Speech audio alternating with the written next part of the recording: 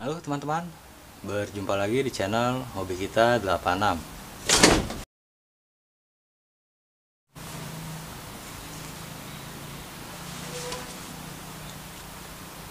Halo teman-teman, berjumpa lagi di channel Hobi Kita 86.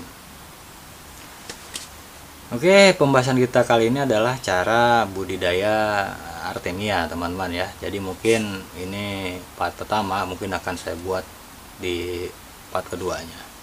Tapi part pertama ini adalah part yang paling penting, dimana part pertama ini kita akan coba mengenal Artemia gitu kan. Jadi kunci keberhasilan budidaya Artemia ini adanya di part pertama ini. Selanjutnya kita hanya tinggal mengurusnya saja gitu. Yang harus kita pahami adalah yang pertama dari lingkungan. Jadi Artemia ini sebenarnya memiliki ketahanan yang cukup kuat ya terhadap salinitas, terhadap temperatur dan oksigen. Jadi Artemia ini masih dapat bertahan pada oksigen terlarut 0,1 mg per liter air. Oleh karena itulah kita suka melihat teman-teman YouTuber lain gitu berhasil membesarkan Artemia meskipun tanpa bantuan aerator. Tapi di sini saya lebih menyarankan teman-teman menggunakan aerator. Jadi untuk menjamin ketersediaan oksigen pada wadah pembudidayaan. Suhu atau temperatur Artemia ini bisa bertahan pada suhu 4 sampai dengan 36 derajat Celcius suhunya. Sedangkan salinitas airnya itu dapat bertahan di 5 sampai dengan 160 gram per liter air. Jadi cukup kuat juga sebenarnya Artemia ini. Mungkin teman-teman bertanya, salinitas itu apa sih? Jadi salinitas itu adalah kadar garam di air. Umpamanya begini teman-teman. Air laut pada umumnya itu memiliki salinitas 30 gram per liter air. Ini artinya ya, dalam 1 liter air laut mengandung 30 gram garam. Jadi begitu ya teman-teman ya. Lantas berapa sih salinitas terbaik untuk Artemia? Dari artikel yang saya baca, tentunya dalam ini ya artikel ilmiah ya dalam bentuk PDF. Jadi salinitas terbaik itu untuk Artemia berada di kisaran 80 gram per liter air. Pada salinitas ini, air tersebut tidak akan ditumbuhi oleh organisme pengganggu seperti bakteri ataupun jentik nyamuk gitu. Itu menurut dari artikel yang saya baca. Lantas bagaimana caranya nih agar kita bisa dapat salinitas tersebut? Nah, di sini teman-teman memerlukan garam.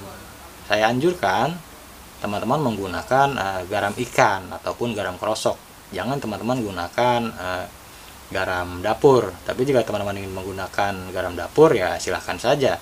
Karena kita mesti mencoba kan, karena kita tidak tahu kalau untuk mencoba. Tetapi saya tidak merekomendasikan garam dapur.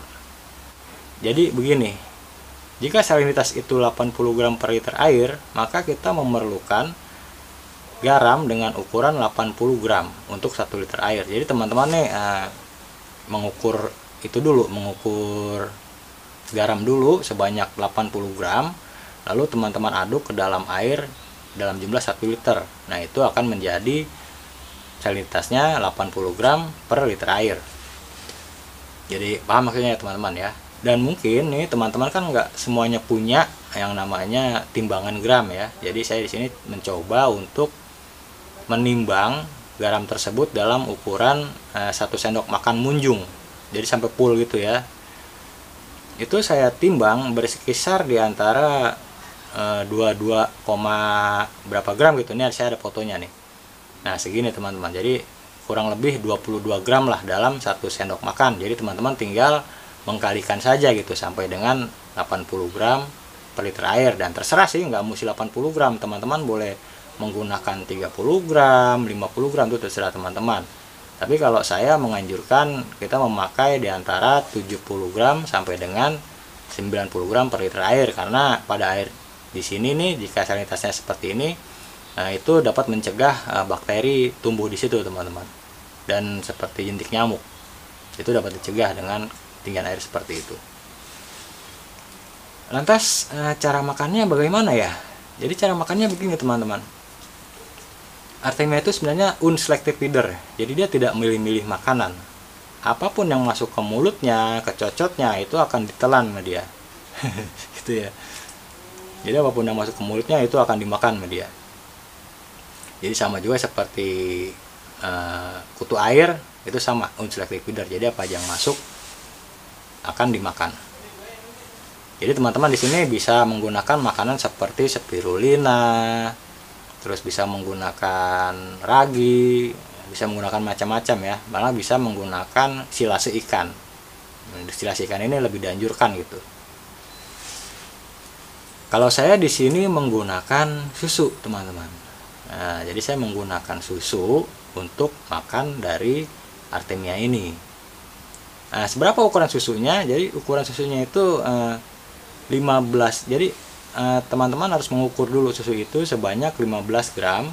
15 gram lalu teman-teman aduk ke dalam 1 liter air. Nah, setiap pemberian teman-teman menggunakan pipet. Sehari itu bisa diberikan perbandingannya 2 tetes per liter air. Jadi teman-teman kalikan saja, umpamanya teman-teman menggunakan 10 liter air, berarti teman-teman menggunakan 20 tetes ya, 20 tetes susu gitu. Yang sudah kita aduk dari 15 dicampur dengan 15 gram dicampur dengan 1 liter air. Seperti itu, dan itu pemberian makanan cukup 1 kali saja. Jadi di sini kita masih mengukur cara makannya itu dari banyaknya air, bukan dari banyaknya Artemia. Dan saya sudah berhasil memberikan makan dengan kutu air ini sampai umur 5 hari. Semoga saja sampai kedepannya nanti masih berhasil ya dengan saya memberikan susu ini. Oke, kita akan lihat saja videonya seperti apa ya teman-teman ya. Kita eksekusi nih mulai dari persiapan sampai dengan umur 5 hari. Oke, kita saksikan videonya.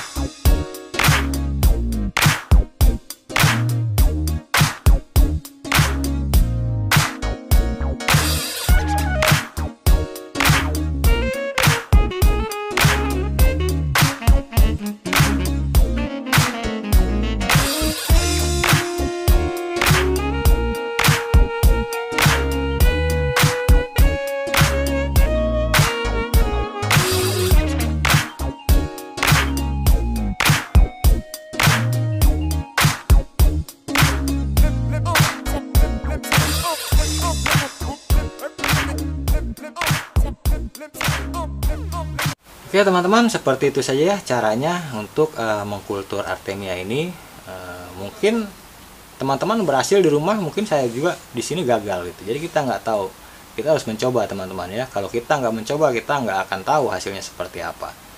Nanti akan saya update di part keduanya ya, apakah berhasil atau tidaknya akan saya update di part kedua nanti.